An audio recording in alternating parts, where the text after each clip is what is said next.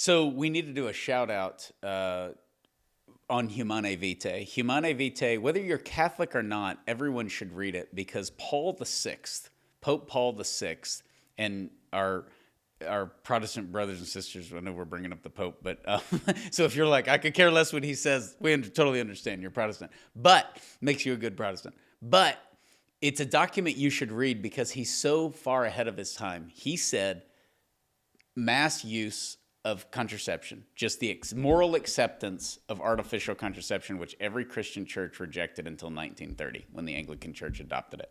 And so by the 60s, it's becoming mainstream. So he writes Humanae Vitae, and he gives 3 warnings of what's going to happen.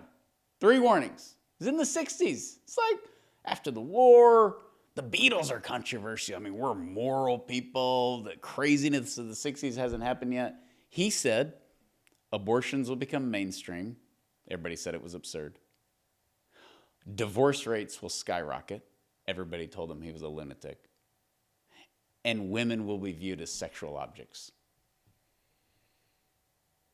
So, I said that in a sort of what to say when conversation to somebody who shall remain nameless. Educated person who I know.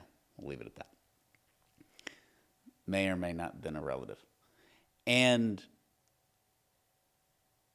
that person said to what I just said, it's just a coincidence. Yeah.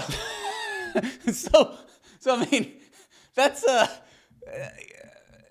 guy's living in the 60s. He's writing this. He's like, this is exactly what's going to happen. Abortion wasn't even legal. Correlation does not equal causation. Yeah, I was just like, we're done here. I mean, it's over. Well, if you're not going to take your word for it, you know who we can all trust? The CDC. They would never tell us anything wrong. And according to the CDC, teens who have had sexual contact, 567% more likely to report having attempted suicide.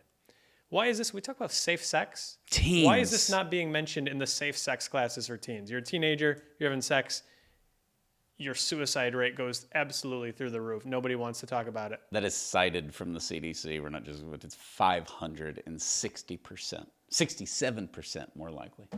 Yeah, it's a real number. I take my shot at the CDC, but I believe that statistic. And again, we were promised some sort of sexual utopia, whatever that might look like. I don't know, but we didn't get it. We've got mental illness, we've got suicide, we've got people who are not living meaningful lives because of the sexual revolution. I have a very depressing theory at the end of this. Okay. I just want to give you the heads up. All right. The third on our list, causes of the bitter pill, the sexual revolution. Devastating health consequences. I think we can sleep with everyone and be fine physically.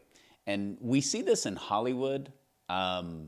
Everybody's good looking. Everybody has it together. You have shows, we quote Seinfeld a lot. You know, they're all sleeping with they almost have 98 STDs. But there's this nice image, kind of a cleanliness in the midst of everybody's kind of thin and they work out and they eat healthy and they're sexually healthy, whatever that means, which is just, I'm promiscuous, takes no talent. I'm promiscuous, I sleep around, but there's a lot of physical, this just gets thrown under the carpet.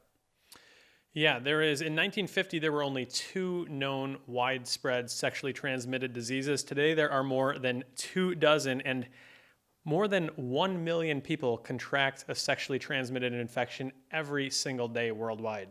1 million people every day. 1 million people get an STD a day? Mm-hmm. And in 1950, there were 2 STDs known? 2 widespread ones. There were somewhere in certain, prostitutes might be likely to have more, but there were only 2 that were really in general sort of endemic circulation. One of the mistakes that I think all movements have done it, the homosexuals did it, the transgender movement does it. Generation Z is kind of big on this because they've been convinced of this, that, we've always had all this stuff. It just got covered up by the churchgoers. No. We weren't always having sex with everyone. Yeah. People think that we were. The Romans were. I mean, man, yes. There's time periods. But if you look at the United States of America, In 1950, there's 2 known STDs. And we glorify this sex. There was the sexual promiscuity. There's a hilarious Saturday Night Live skit in the 90s, and it was Pierce Brosnan was James Bond. You remember those? Mm-hmm. Pierce Brosnan's James Bond, and he's in the doctor's office, and he has the tuxedo on with the martini glass, and he's like sitting on the little white paper crunchy thing, and the doctor comes in, and he's like, "Oh yes, James, your blood work worked out, and it's just wonderful. You have 114 STDs, most of which I can't identify." You know, and he's like, "Oh my goodness, that's really." But they put like a realistic like picture out. Like, if James Bond is real and you're running around the world sleeping with random women for a 30-year career under cover, you're probably gonna have an STD or two. It was really funny. Saturday Night Live like kind of poking fun at it, but that's so true. We didn't always have all this. And we wanted it because we wanted promiscuity. Mm-hmm. And that's the point of this, is to point out that's not free. It's not natural. It's not healthy. Price to be paid. Price to be paid. And